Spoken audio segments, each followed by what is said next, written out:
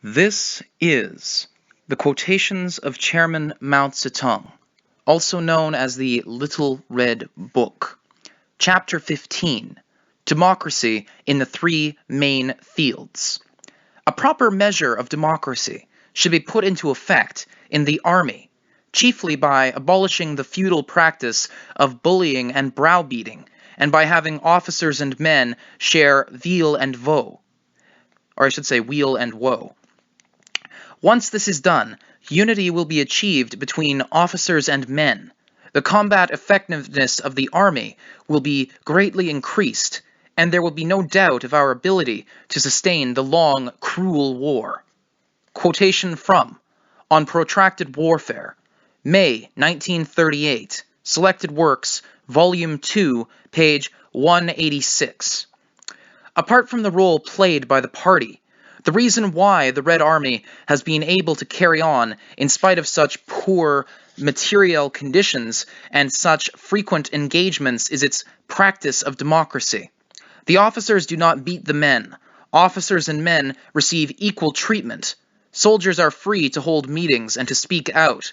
Trivial formalities have been done away with, and the accounts are open for all to inspect. In China, the army needs democracy as much as the people do. Democracy in our army is an important weapon for undermining the feudal mercenary army. Quotation from The Struggle in the Xinjiang Mountains, November 25th, 1928. Selected Works, Volume 1, page 83.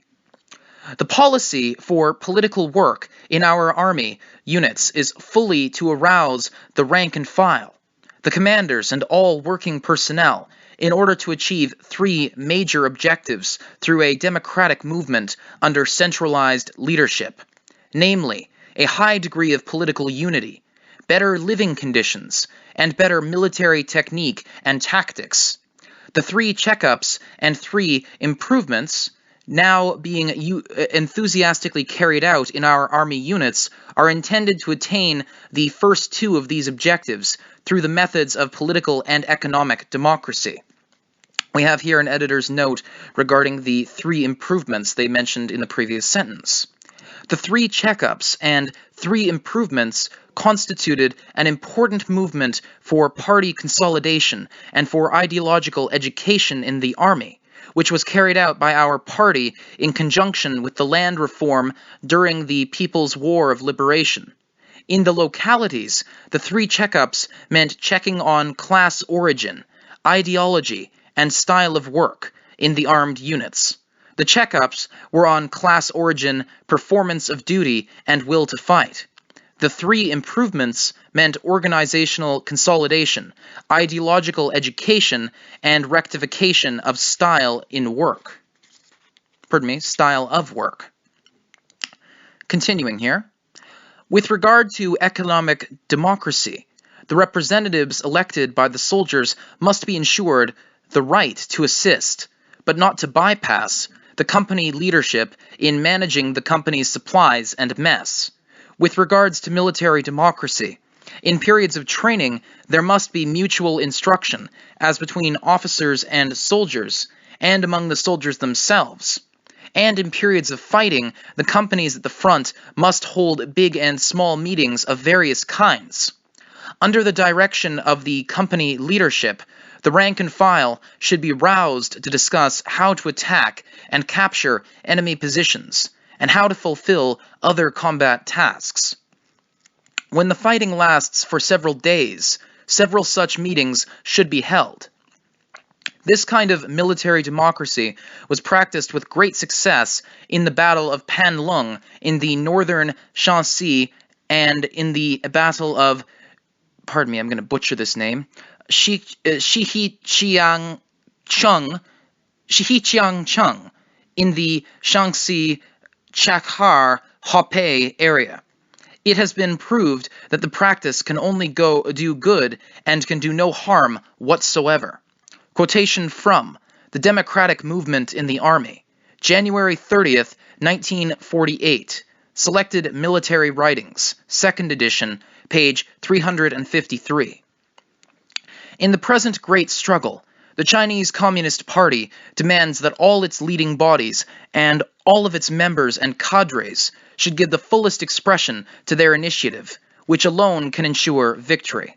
This initiative must be demonstrated concretely in the ability of the leading bodies, the cadres, and the party rank and file to work creatively, in their readiness to assume responsibility, in the exuberant vigor they show in their work, in their courage and ability to raise questions, voice opinions, and criticize defects, and in the comradely supervision that is maintained over the leading bodies and the leading cadres. Otherwise, initiative will be an empty thing. But the exercise of such initiative depends on the spread of democracy in party life. It cannot be brought into play if there is not enough democracy in party life. Only in an atmosphere of democracy can large numbers of people be brought forward. Quotation from The Role of the Chinese Communist Party in the National War, October 1938. Selected Works, Volume 2, page 204. Anyone should be allowed to speak out, whoever he may be, so long as he is not a hostile element and does not make malicious attacks. And it does not matter if he says something wrong. Leaders at all levels have the duty to listen to others. Two principles must be observed. 1. Say all you know and say it without reserve. 2. Don't blame the speaker, but take his words as a warning. Unless the principle of don't blame the speaker is observed genuinely and not falsely, the results will not be say all you know and say it without reserve. Quotation from The Tasks for 1945, December 15th, 1944. Education in democracy can be carried on within the party so that members can understand the meaning of democratic life, the meaning of the relationship between democracy and centralism, and the way in which democratic centralism should be put into practice. Only in this way can we really extend democracy within the party, and at the same time avoid ultra-democracy and the laissez-faire which destroys discipline. Quotation from The Role of the Chinese Communist Party in the National War, October 1938. Selected Works, Volume 2, page 205. Both in the army and in the local organizations, inter-party democracy is meant to strengthen discipline and increase combat effectiveness, not to weaken them. Ibid. In the sphere of theory, destroy the roots of ultra-democracy.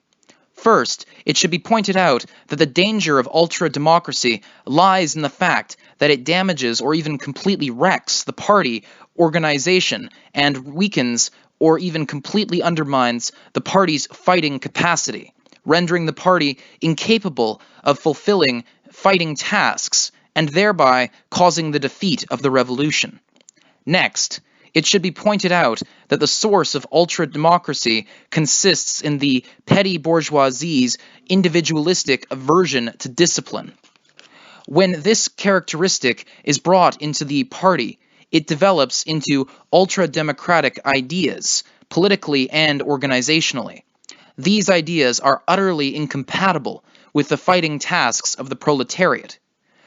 Quotation from On Correcting Mistaken Ideas in the Party, December 1929. Selected Works, Volume 1, page 108.